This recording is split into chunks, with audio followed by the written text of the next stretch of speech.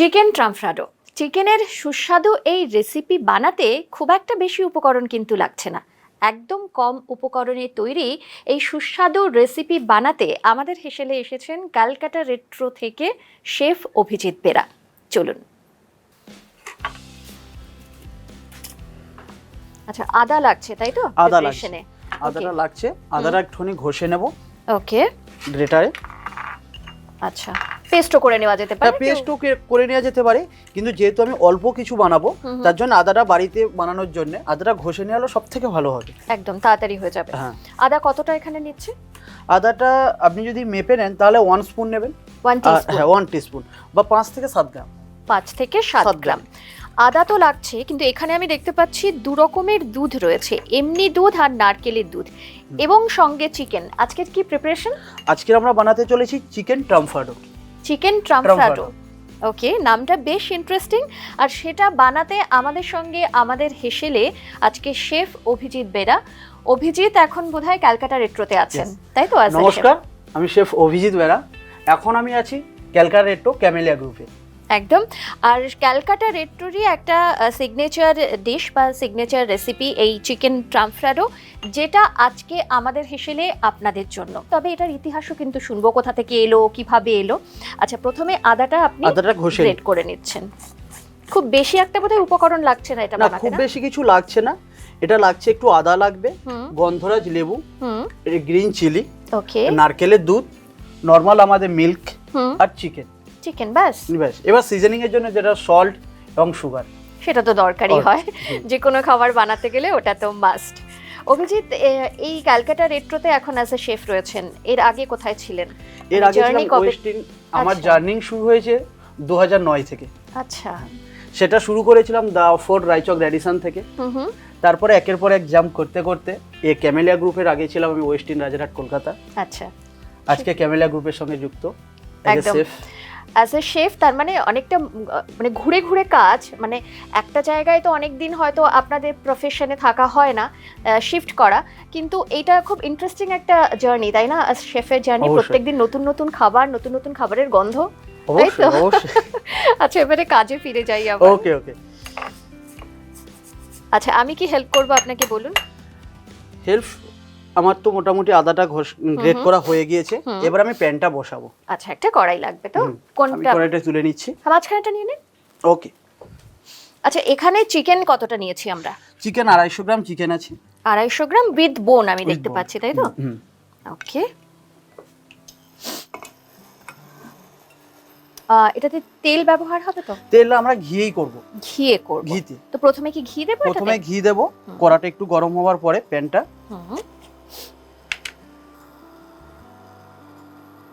ওকে।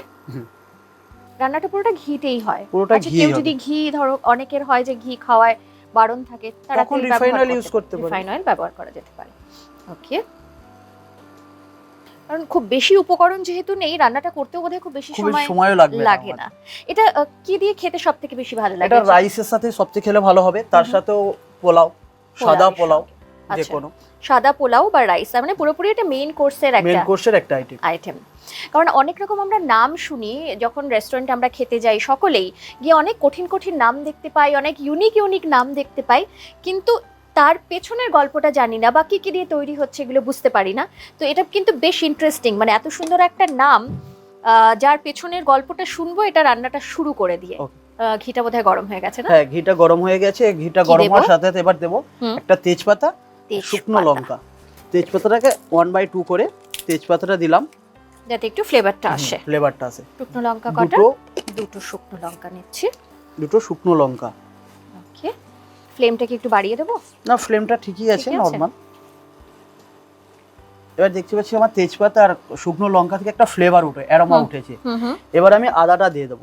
আচ্ছা, আদা যেমনটা বলেছিলাম 1 স্পুন বা 5 গ্রাম থেকে 6 গ্রাম। এটা 250 চিকেনের জন্য। যারা চিকেনের কোয়ান্টিটিটা বেশি করছেন বাড়িতে, তারা সেই অনুপাতে একটু বাড়িয়ে দেবেন। এবার আদাটা হয়ে গিয়েছে, এইবার আমি চিকেনটা দিয়ে দেব। ওকে।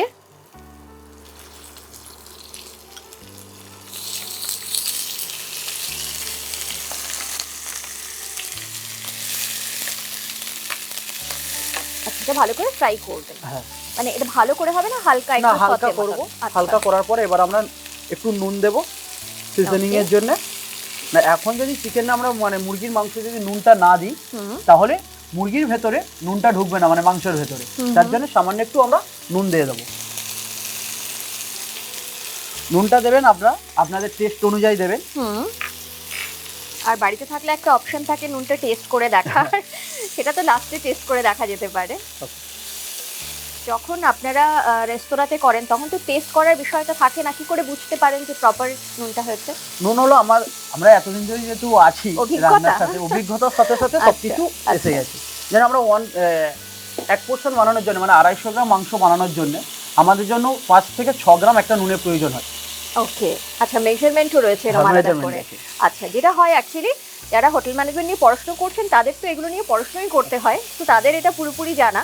কিন্তু যারা বাড়িতে ভালো রাঁধুনি তাদের অনেকের আবার না, আমি যেটা শুনি যে অ্যারোমাতে বুঝতে পারেন যে হ্যাঁ নুনটা প্রপার হয়েছে, তাই না? অনেকেই আছেন এরকম। যেমন আমাদের বাড়িতেই মা কাকিমারা যখন রান্না করে খাওয়া হয়ে যাওয়ার পরে তারপরে ওনারা টেস্ট করে। একদম তাই। এবার মাংসটা আমাদের মোটামুটি ভাজা ভাজা হয়ে গিয়েছে। এইবার আমি দিয়ে দেবো নারকেলের দুধ। এইটা পুরোটাই হবে নারকেলের দুধের ওপর। ওকে, এখানে কতটা আছে একটা বলছিলাম। এটা এই নারকেলের পুরো দেবো 25 থেকে 30 গ্রাম।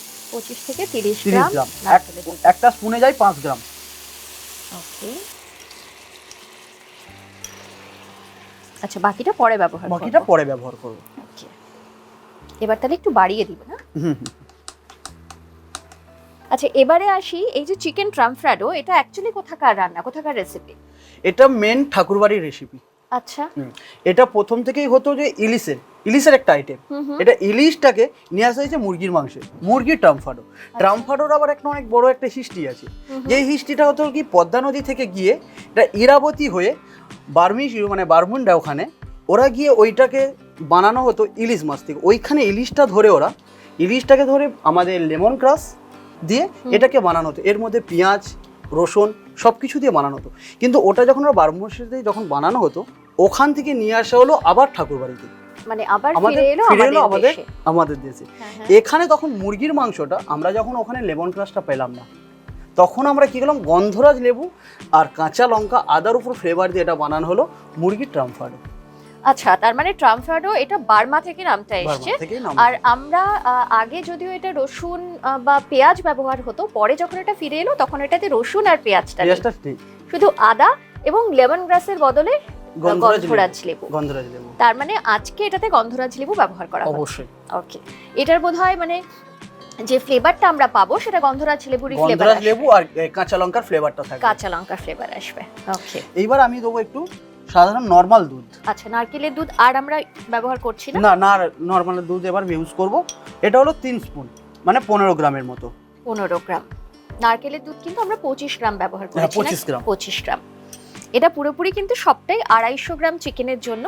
বারবার বলছি, যারা বাড়িতে করবেন চিকেনের কোয়ান্টিটি যখন বেড়ে যাবে, এই পরিমাণটাও কিন্তু সেইভাবেই বা সেই অনুপাতেই একটু বাড়িয়ে নেবেন। আরো একটা কথা, যেটা এই খাবারটার মধ্যে, চিকেনটার মধ্যে কোনো জল ইউজ হবে না। আচ্ছা, মানে দুধেই পুরোটা, দুধের মধ্যেই সবটা হবে। ওকে, এখন ফ্লেমটা একদম লো আছে, লোই থাকবে? একটু হাই বাড়িয়ে দেব। এই রেসিপিটা তো ক্যালকাটা রেট্রোতে পাওয়া যায়? হ্যাঁ, অবশ্যই। তার মানে যারা বাড়িতে তৈরি করে খাচ্ছেন, ঠিক আছে, আমাদের হেসেলের এই রেসিপি দেখে বাড়িতে বানিয়ে খাচ্ছেন বা খাওয়াচ্ছেন, সেটা তো খুবই ভালো। কিন্তু যদি কেউ মনে করেন না বাইরে গিয়ে চিকেন ট্রামফ্রাডো খাবেন, তাহলে তো ক্যালকাটা রেট্রো আসতেই হবে। আচ্ছা, ক্যালকাটা রেট্রোর এখন আউটলেট কোথায়? সাদেন এভিনিউ আছে, বিবেকানন্দ পার্ক, যে কমলাগলা হাই স্কুল আছে ওর ঠিক অপোজিটে। আচ্ছা, তাহলে যারা খেতে চাইছেন, সবাই ভাবতেই পারেন না বাড়িতে এতটা সময় কেন দেবো, গিয়েই খেয়ে নেব, তাদের জন্য ক্যালকাটা রেট্রো তো রয়েছে, আসতেই হবে। গ্রেভি খুব বেশি থাকবে কি ঠিক গ্রেভি হবে নাকি? একদম ঠিক হবে, গায়ে লেগে লেগে থাকবে। যেহেতু পোলাওয়ের সাথে বা রাইসের সাথে খাবো, সেহেতু খুব বেশি গ্রেভি হবে না, খুব বেশি দরকার নেই, কারণ গ্রেভিটা অলরেডি ঠিক হয়ে এসেছে। এটা বাড়ছে, এটা কিন্তু বেশ ঘন হয়ে এসছে না? হ্যাঁ, এবার আমাদের মাংসটা পুরো পেকে গিয়েছে। এইবার আমরা করব কি, এতে গন্ধরাজ লেবু পাতা এবং গন্ধরাজ লেবু জুস দেব, তার সাথে দেব ফ্লেভারের জন্য কাঁচা লঙ্কা। আচ্ছা, কাঁচা লঙ্কা একটু ঝালও হবে, সামান্য ঝালও হবে। আমি 2টো কাঁচা লঙ্কা দেব, একটু স্পাইসি আর গন্ধর জন্য। এবার দেবো ফ্লেভারের জন্য গন্ধরাজ লেবু। এই গন্ধরাজ লেবুর পাতাটা বলেছিলাম, যেটা হলো লেমন গ্রাস। লেমন গ্রাসের জায়গায় পাতা, এটা আপনারা যখন বাড়িতে ইউজ করবেন, এই যে উপরে সেরাটা আছে এটা ফেলে দেবেন, কারণ এটা হলো বিটারনেস বা তিতো ভাব চলে আসে, যার জন্য এটা ফেলে দেবেন। ফেলে দিয়ে তারপর ইউজ করবেন শুধু পাতাটা। শুধু পাতাটা। ওকে, আমরা লেবু এখানে দেব কি? হ্যাঁ, লেবুর রস দেব। লেবুর রস, লেবুর রস দেব। লেবুর পাতাটাও দিচ্ছি, লেবুর রসও দিচ্ছি। গন্ধের জন্য কাঁচা লঙ্কা, লেবুর পাতাটা দিলাম। এইবার দেব গন্ধরাজ লেবু। বাহ, কি সুন্দর একটা ফ্লেভার আসছে। লেবুটা দেওয়ার পর আরো সুন্দর একটা ফ্লেভার আসবে। ফ্লেমটা ঠিক আছে না একটু কম করে দেব? না, ঠিক আছে। ঠিক আছে।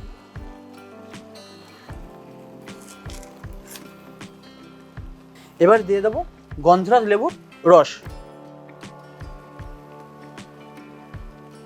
এটার জন্য মোটামুটি আমরা ইউজ করলাম হাফ টিস্পুনেরও কম রস, তাই তো? না হলে টক হয়ে যাবে। টক হয়ে যাবে। এবার গ্রেভিটা রেডি হয়ে গেছে। এবার সামান্য একটু ঘি দিয়ে খাবারটাকে নামিয়ে নেব। তার মানে এবার একটু ঘি লাগছে। একদম প্রথমে 1 চামচ ঘি দিয়েছিলাম, এখন হাফ স্পুন। ওকে ওকে। তার মানে একদিকে ঘিয়ের একটা ফ্লেভার আসছে, একদিকে লেবুর ফ্লেভার আসছে, সঙ্গে কাঁচা লঙ্কা। বাহ, এটা ডান না? একদম হয়ে গেছে, একদম হয়ে গেছে। এবার আমরা প্লেটিং করব। প্লেটিং, তাহলে জায়গাটা একটু ক্লিন করে নিই। অবশ্যই। আচ্ছা, আপনাকে কি রঙের প্লেট দেব, ব্ল্যাক না হোয়াইট?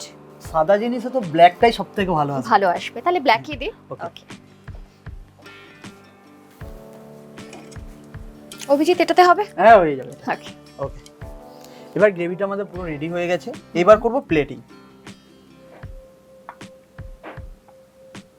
খুব বেশি গ্রেভিও কিন্তু আপনি পাবেন না, যেহেতু রাইসের সাথে বা পোলাওয়ের সাথে খাবেন। আর এখন তো প্রত্যেকেই হেলথ কনসাস হয়ে গেছে, তাই গ্রেভি বা বেশি রিচ খাবার কেউ পছন্দ করে না এখন। করে না, কিন্তু এরকম কিছু কিছু রেসিপি আছে যেগুলো বোধহয় সবসময় ভালো লাগে খেতে, তাই না? অবশ্যই। যতই হেলথ কনসিয়াস থাকুক সকলেই, তবে কখনো কখনো একটু মনে হয় ব্রেক করে দিই, তাই তো?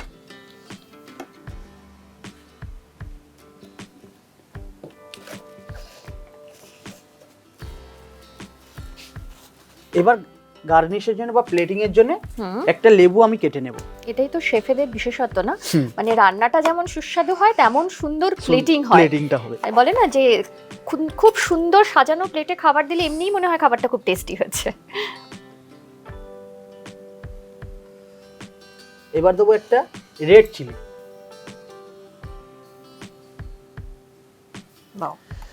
যার ফ্লেভারগুলো আমরা পাচ্ছি সবটাই কিন্তু দেখতে পাচ্ছি লেবু আর লঙ্কা, তাই তো?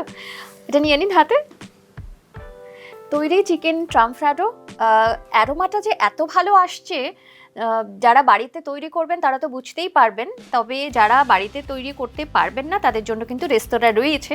তবে শেফ যখন এখানে এসে এত সুন্দর একটা রেসিপি বানিয়েছে, দেরি না করে চট করে আমরা একটু খেয়ে টেস্ট করে বলি কেমন হয়েছে। অবশ্যই আপনি টেস্ট করে দেখুন কেমন হয়েছে। একদম, আমি তো করবই। অ্যাজ আ শেফ রান্না করার পর একবার টেস্ট করে আপনিও বলবেন যে কেমন হলো। চলুন। ওকে, হ্যাঁ, একটা স্পুন দিলে সুবিধা হবে? ঠিক আছে, অসুবিধা হবে না। এটা আপনার, ইটস ফর ইউ। টেস্ট করুন। হ্যাঁ, টেস্ট তো করব, এবং এটা আমি জানি যে খুব ভালো খেতে হবে। আমি একটু চিকেন দিয়েই টেস্টটা করছি। এটা আপনার পছন্দের রেসিপি? অবশ্যই। ওকে।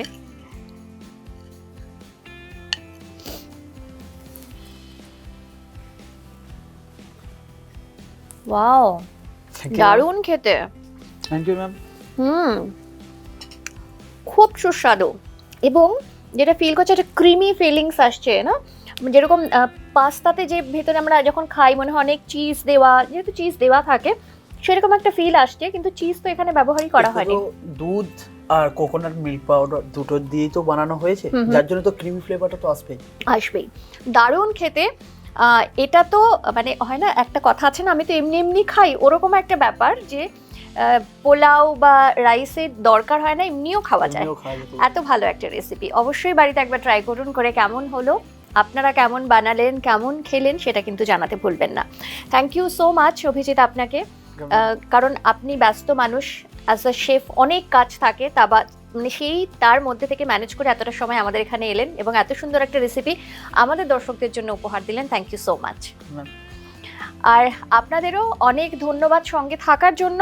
তবে অবশ্যই বাড়িতে একবার ট্রাই করুন, আর যারা বানাতে চাইছে না তাদের জন্য ক্যালকাটা রেট্রো তো রয়েছে। তবে বাড়িতে বানান, কেমন খেলেন সেটা কিন্তু অবশ্যই আমাদের ভিডিওর কমেন্ট সেকশনে জানাবেন। আর যেটা করতে একদম ভুলবেন না, আমাদের ইউটিউব চ্যানেল সেটা কিন্তু অবশ্যই সাবস্ক্রাইব করবেন, কারণ এরকম নানান ধরনের, নানান দেশের বা বিভিন্ন ধরনের রেসিপি, পুরনো হোক বা নতুন, আমাদের হেসেলে কিন্তু সমস্ত রেসিপি থাকে। তো এভাবেই আমাদের সঙ্গে থাকবেন, তার সঙ্গে ফেসবুক পেজ, ইনস্টা পেজ সেটা ফলো করতে ভুলবেন না। অনুষ্ঠান নিয়ে কোনো মতামত থাকলে সেটাও জানাবেন। সঙ্গে থাকবেন, ভালো থাকবেন। নমস্কার।